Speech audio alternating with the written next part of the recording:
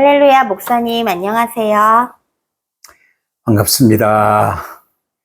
오늘 주일 말씀, 이방인에게 보낸 베드로 3에 대해서 목사님과 포럼을 나누는 그런 시간을 가졌으면 합니다. 네, 참 좋은 시간입니다. 먼저 지금 이방에게 보낸 베드로와 고넬료 그 사건에 대해서 계속 말씀을 나누고 있는데요. 네, 목사님은 이 사도행전 이 10장 말씀을 보시면서 지금까지 신앙생활을 해 오시면서 하나님을 체험하고 경험한 그러한 진실된 이야기를 좀 후대들에게 전해주실 일들이 있으실까요? 네, 참 좋은 질문입니다.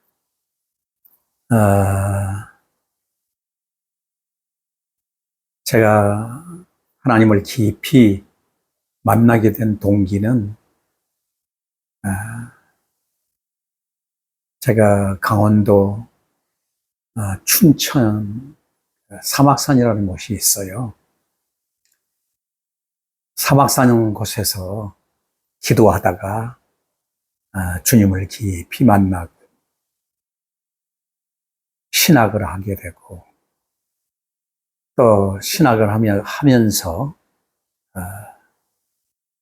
특별히 목회자가 되어야 되겠다고 하는 결심과 각오를 가지고 삼각산이며 도봉산이며 다니며 기도하면서 참 많은 영적 경험들을 했던 것 같아요. 그것이 계기가 돼서 목사가 되고 오늘에 이르기까지 목회를 해왔습니다. 사실 사도행전 10장을 대하면서 참 많은 생각이 들었어요.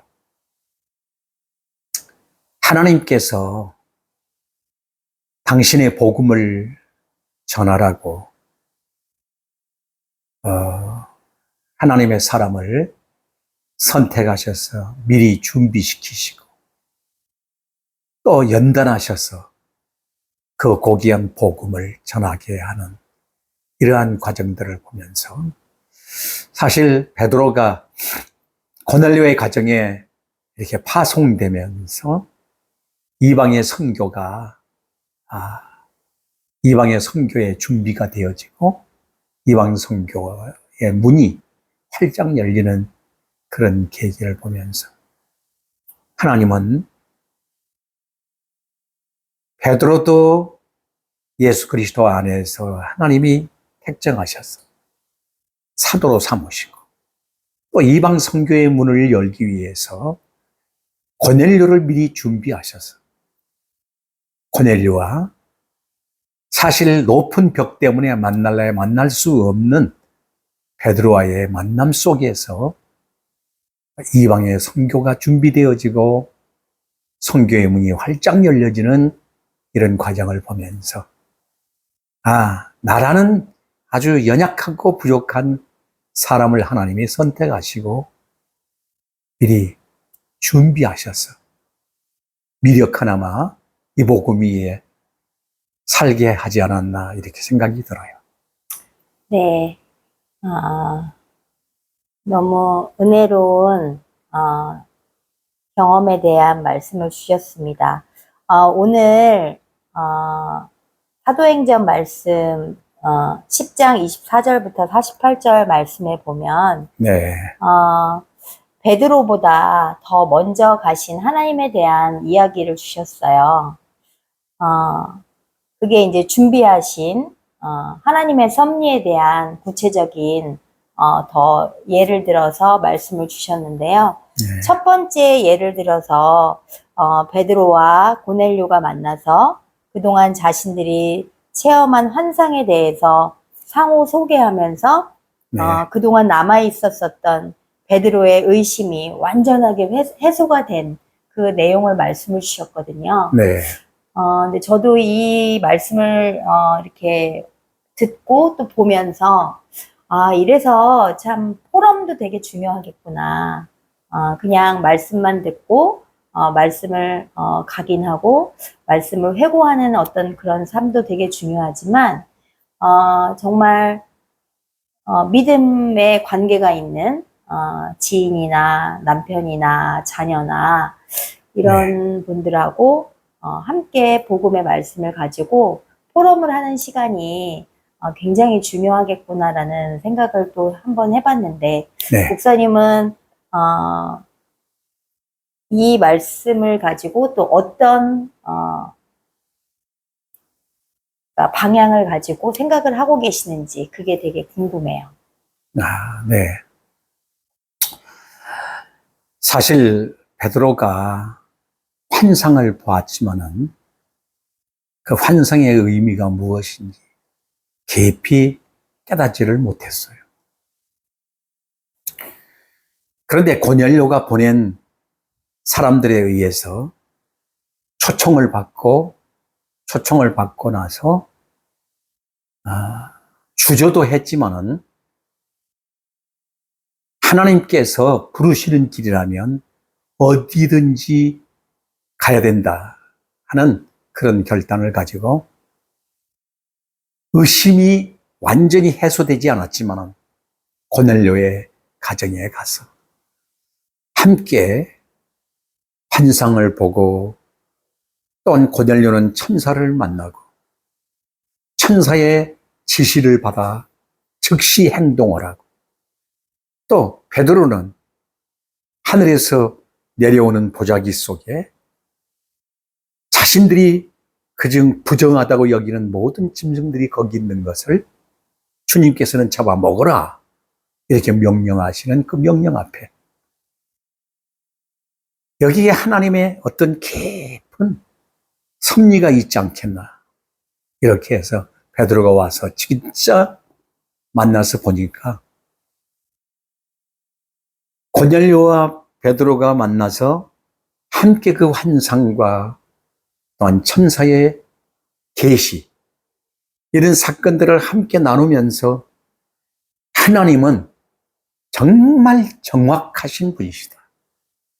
시간적인 면에서나 또한 모든 관계성이나 이렇게 이방인과 유대인이 만나서 함께 복음을 의논하고 그 복음이 이방인에게 시작될 수 있는 이런 계기들이 이렇게 해서 하나님께서 만들어 가시는구나. 그래서 하나님이 미리, 하나님은 먼저 오셔서 이렇게 이방 복음을 위하여 준비하셨다는 것에 베드로는 감격한 나머지 또 두려움도 앞섰을 뿐만 아니라 놀라운 하나님의 그 크신 그 섭리하심에 한마디로 말해서 항복했다라고도 말할 수가 있는 거죠. 그래서 이런 은혜의 세계를 다 보면서 하나님은 하나님의 뜻에 의해서 그 뜻이 성취되기를 위해 누군가를 준비해 놓으시고 또 나를 쓰시고자 하시면 나를 보내고 또 다른 사람을 쓰시고자 하시면 또 보낼 수 있다 라고 하는 것을 깊이 생각하게 되는 것이죠. 네, 감사합니다. 그러면 두 번째에 대한 말씀을 또 주셨어요. 네. 베드로의 설교를 듣고 정말 유대인과 이방인들의 장벽이 무너진 사건. 정말 이거는 지금 전 세계가 사실 지금 전쟁을 치르고 있는 것들이 네. 사실은 욕심이잖아요. 욕심 때문에 전쟁이 지금 이루어지고 있는데 34절부터 44절 말씀을 보니까 베드로의 설교를 통해서 화평의 복음의 말씀이 떨어지니까 이방인과 유대인과의 그런 높았던 장벽이 무너졌다라고 이렇게 나와 있거든요. 네. 그래서 이방인들이 회개할 수 있는 그런 기회가 이렇게 주어졌다라고 이렇게 말씀하셨는데, 목사님은 앞으로의 시대에 대해서 이렇게 보실 때 하나님의 섭리를 가지고 하나님의 심정으로 앞으로의 세대를 보셨을 때 어떠실 것 같아요? 지금이 사실은 말세 지말이라 그러잖아요. 때가 임박했다. 왜 임박한 것을 느끼느냐? 성경대로 지금 다 되어지고 있다는 사실입니다. 그래서 예수님께서도 이 땅에 오셔서 말씀을 주실 때 종말에 대한 말씀을 하시면서 이러이러한 때가 이르거든 세상 끝이 임한 줄 알라. 그리고 인재가 가까이 온 줄 알라. 라고 말씀하셨죠. 뿐만 아니라 예수님 이후에 사도들에 의해서 기록된 성경들을 보면 그 성경들 속에서도 역시 종말에 대한 말씀들이 아주 데살로니가전서에 보면은 깊이 또 데살로니가 후서에서 이렇게 깊이 있게 바울을 통해서 말세에 일어날 사건들에 대한 말씀들을 주었지요. 설교는 성경을 풀어서 증거하는 것입니다. 그러면 성경의 중심이 무엇이냐? 성경의 중심은 구속사예요. 그러니까 하나님께서 구약에는 오실 메시아, 신약에는 오신 메시아. 앞으로 우리가 소망하고 기다리는 것은 오실 바로 재림의 예수, 메시아. 이런 신앙을 가지고 오늘 우리가 살아가죠. 설교의 중심이 바로 그거라고 봐요. 화평의 복음. 오늘 사도행전에 했다는 말씀대로 베드로가 증거하는 것은 바로 가장 핵심적인 것이 바로 화평의 복음이다.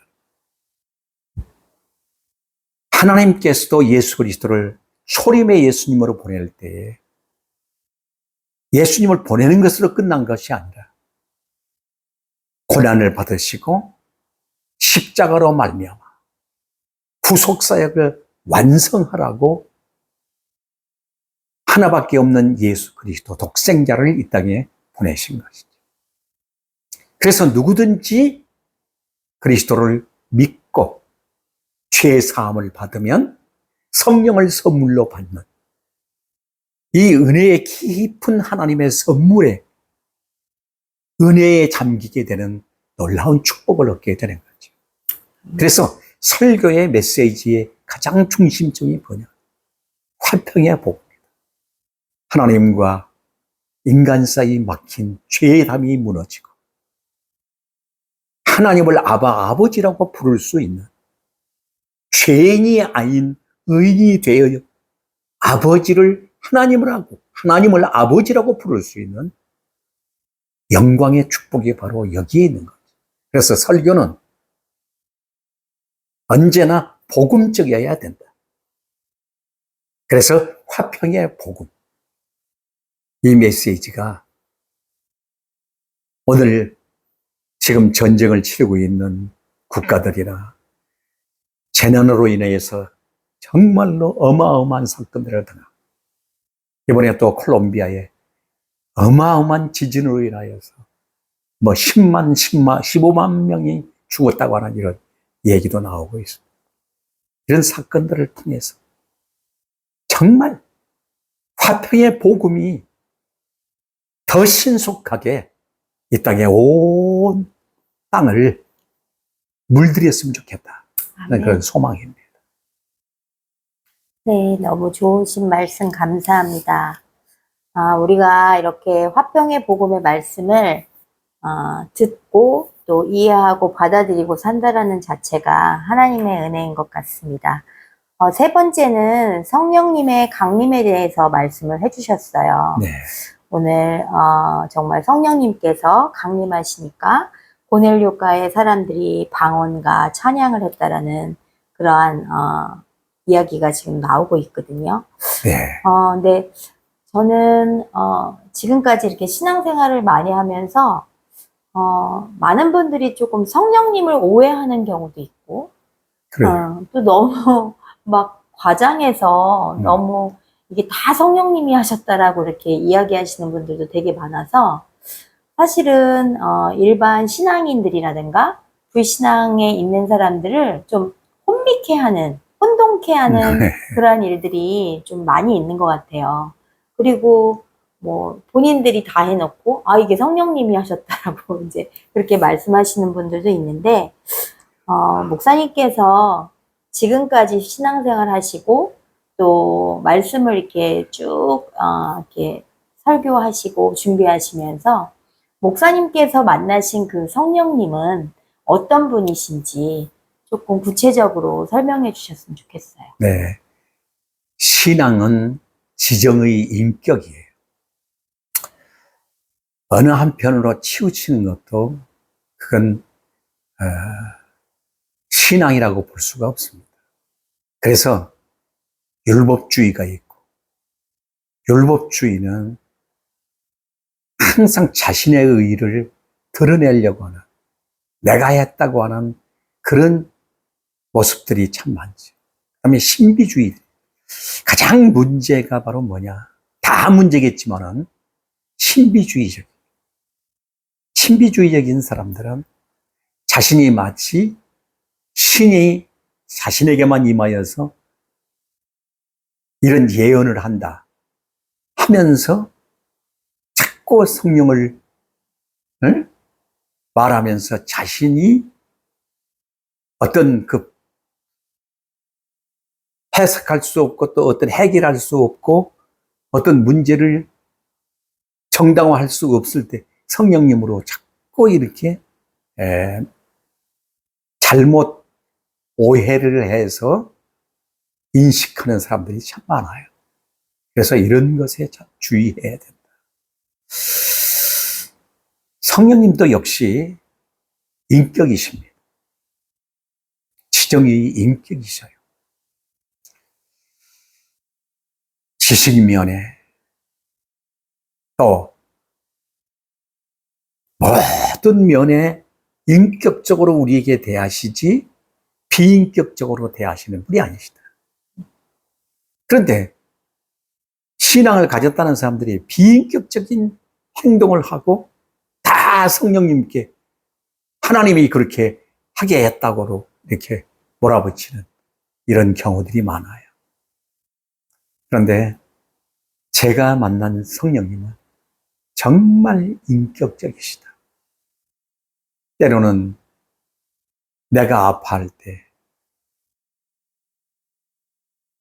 나의 마음을 만져주시면서 끝까지 위로하시는, 또 내가 잘못하고 있을 때 책망하시면서 돌이키게 하시는 분, 그리고 언제나 하나님의 말씀을 깨닫게 하셔서 그 말씀 속에서 말씀으로 살도록 이끌어 가시는 분이시다.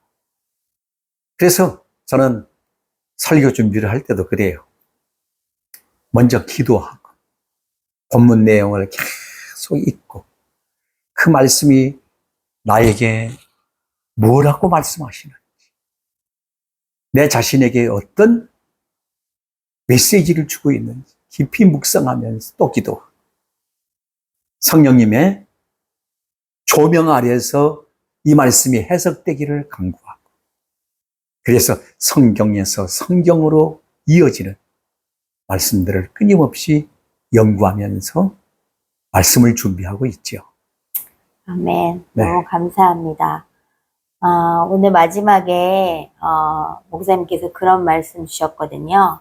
내 앞에 있는 장벽에 대해서 또 말씀하셨어요. 네. 목사님에게는 어떤 장벽이 있다고 생각하세요? 글쎄요, 저에게도 참 장벽이 없을 수 없죠. 있습니다. 내 아집, 편견, 이런 것들이 아직도 완전히 무너지지 못했다. 그래서 기도하죠. 그리고 나에 대해서 좀 채찍질하며 좀 이것만은 하지 않았으면 좋겠다 하는 그러한 것들이 있을 때 참 나 스스로도 하나님 앞에 부끄럽다 이럴 때가 있어요. 장벽을 무너뜨려야 된다. 불신자라 할지라도 또 나에게 적대감을 가진 사람이랄지라도 나를 반대한 사람이라 할지라도 너그러이 품고 기다려주면서 끝까지 복음으로 긍휼히 여기는 마음이 내게 있었으면 좋겠다 하는 그런 생각을 가지고 늘 기도하고 있습니다. 네. 어떠세요? 목사님은 지금 70년이 넘게 이렇게 신앙생활을 하시고 어떻게 보면은 믿음의 선배님으로 이렇게 지금 출발하셔서 이렇게 오셨잖아요. 네. 근데 이제 우리들은 후발주자들이에요. 네. 근데 저희들도 신앙생활 할 때 내 믿음의 장벽, 내 생각의 장벽, 내 어떤 기능의 장벽, 여러 가지 그런 장벽들하고 이렇게 부딪힐 때마다 개인들이 느끼는 어떤 그러한 그 차이가 굉장히 다 다른데, 이제 가정에서나 아니면 교회에서나, 목사님께서도 이렇게 성도를 바라볼 때나, 가족 식구들을 바라볼 때 그 장벽이 보이잖아요. 그럼. 네. 근데 그 장벽을 깨부수지 않고 그 장벽하고 타협하면서 사는 것을 볼 때, 그때는 좀 심중이 어떠신지. 제일 힘들 때가 바로 그런 때예요. 그걸 뛰어넘고 그걸 감수하고 또한 그것을 넘기 위한 부단한 싸움이 필요한데 그래 보지도 않고 피해가고 또 아무렇지도 않게 그냥 두리뭉실 넘어가려고 하는 그런 때를 볼 때 가장 가슴 아파요. 오늘 본문에 보면 이방인 고넬료와 유대인 베드로가 사실적으로 보면은 만나서는 안 될 사람들이에요. 그리고 만날래 만날 수 있는 사람들이 아니에요. 그런데 그런 모든 관계성을 다 깨뜨려 그 엄청난 장벽을 무너뜨리고 한마디로 말해서 유대인은 노마일에 대해서 엄청난 이 장벽을 가지고 있어요. 그건 넘을래야 서로가 넘을 수 없는 장벽. 그런데 하나님은 그것을 여지없이 깨뜨리시고 성령 안에서 하나 되게 하신 것을 볼 때 하나님이 하시는 거예요. 그래서 우리 스스로가 아무리 애쓰고 힘써도 우리는 하나님 나라에 못 들어갑니다. 그런데 하나님은 하십니다. 네. 왜? 그 모든 장벽을 누가? 예수 그리스도가 다 깨뜨리셨기 때문에 그리스도 안에서 넘지 못할 장벽은 없다. 이렇게 믿는 거죠. 그 믿음 가지고 갈 때 어떤 산이라도 넘을 수 있고 어떤 장벽이라도 넘을 수 있다. 이 확고한 믿음. 그래서 화평의 복음을 꼭 부여잡는다면 승리는 이루어지고 하나님께 영광이 되리라 믿습니다. 네, 감사합니다. 오늘 목사님과 오늘 말씀을 조금 더 구체적으로 나눌 수 있는 이런 포럼의 시간을 가지면서 각자 자신과의 또한 포럼의 시간을 가졌으면 하는 마음으로 목사님과 이런 시간을 가져보았습니다. 여러분들도 복음을 많이 많이 누리시고 또 내 것으로 만드셔서 멋진 한 주를 승리하셨으면 좋겠습니다. 감사합니다, 목사님. 감사합니다.